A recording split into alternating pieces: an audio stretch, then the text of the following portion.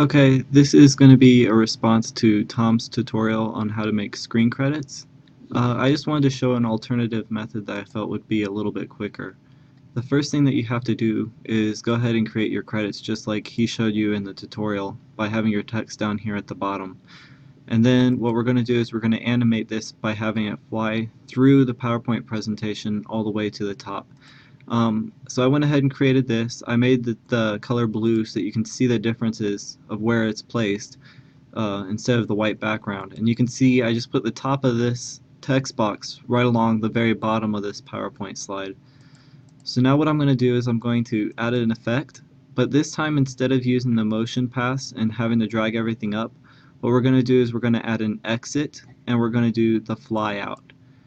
Now you don't see anything here, and part of the problem is the direction right now is on the bottom.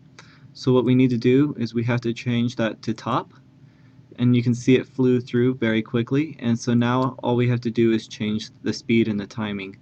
So instead of very fast, you can do very slow, which in this case you can see it's still a little bit too quick. So like Tom's tutorial, all you have to do is right click, go into timing, and then you can increase the speed. Here you can just write in a number, let's say 20 seconds, and it'll take 20 seconds now for it to travel from the very top to the bottom.